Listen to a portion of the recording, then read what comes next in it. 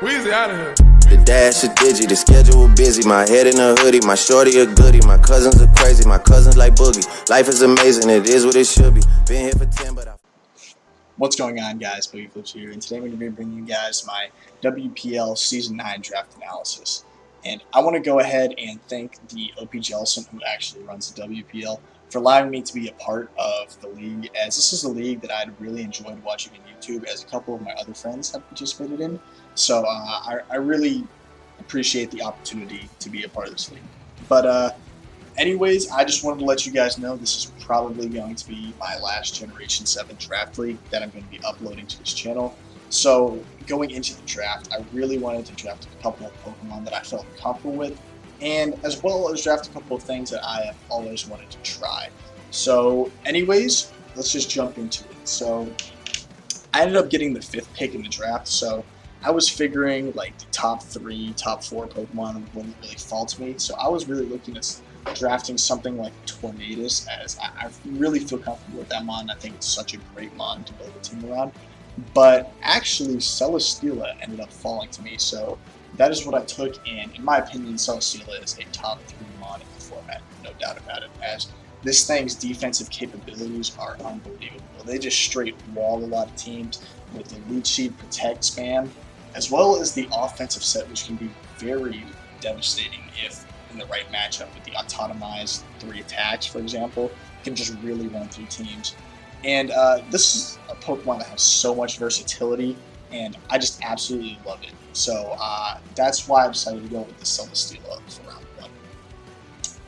Anyways, for my second pick, I was looking at the draft board, and I was looking at some of the tier 2 Pokemon and the Megas and stuff, trying to see what I wanted to draft, even another tier 1.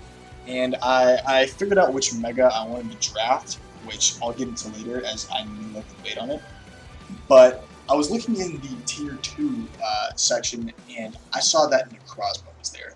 And in my opinion, Necrozma is 100% a tier 1 Pokemon, and if it is placed in tier 2, it is by far one of the best Pokemons in its tier. So I took Necrozma knowing that it is just an absolutely versatile mon, kind of like Celesteela. It can be a very good defensive wall as well as an offensive threat, as it just hits incredibly hard. Also has good setup, and it's just an absolute monster to deal with. And in my opinion, it's like a budget view. Exactly. Not as versatile, but it is definitely very good and has some really good stats. So yeah, that's pretty much it for the Necrozma, and going into my next pick, I really wanted to start building that Fire, Water, Grass core. So I was looking at the tier 2 list, and I saw Romosh. This is one of my favorite Pokemon in Draft League, as it's just, it walls so many things, and it's also really versatile and a really good support Pokemon at the same time with its ability to defog.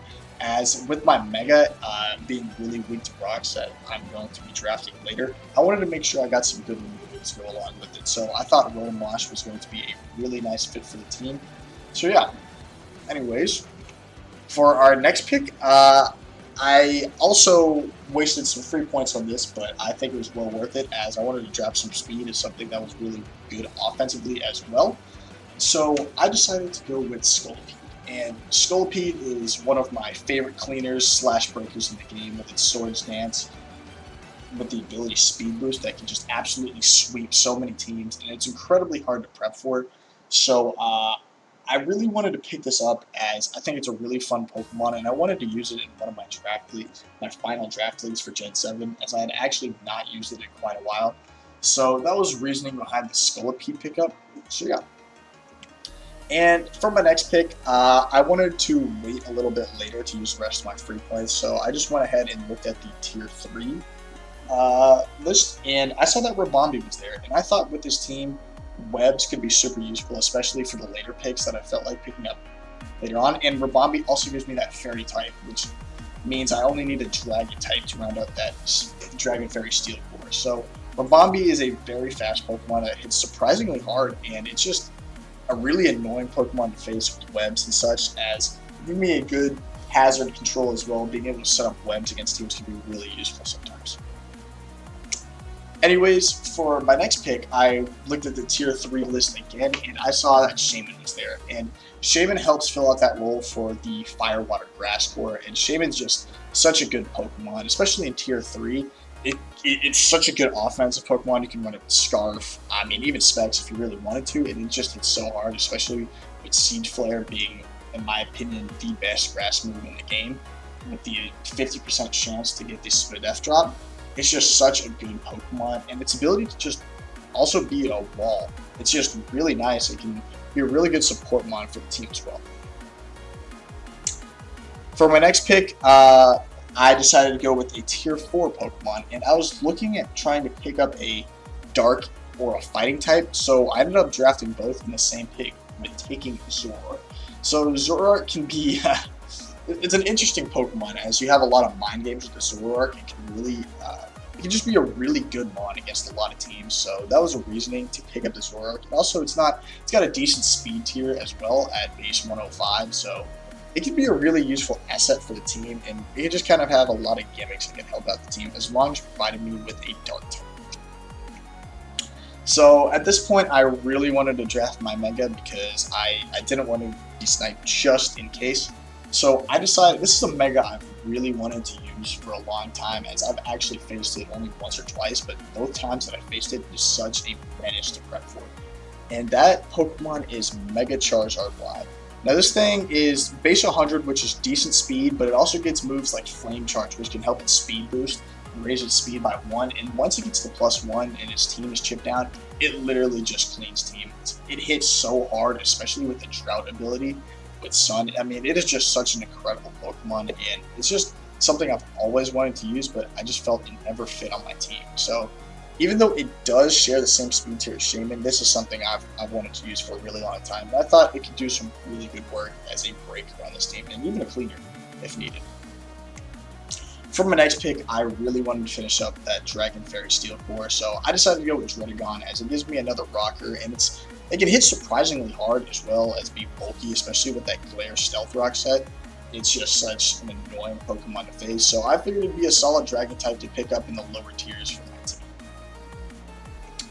For my second to last pick, I really wanted to pick up a ground type, and this is more of kind of like a budget ground type, but I decided to go with Rhydon. And I think Rhydon is a really underrated Pokemon, especially with the Eviolite. That thing is just so hard to kill. I mean, if especially if a team is not expecting it, it just can be an incredible Pokemon. It's even not really bad offensive Pokemon either. So that was the main reasoning on picking that up for my team. And last but not least, I had 100 free points left, meaning I could pick up a tier 3 Pokemon. And there wasn't really anything that I liked, but I did want to get some more removal if I could find it.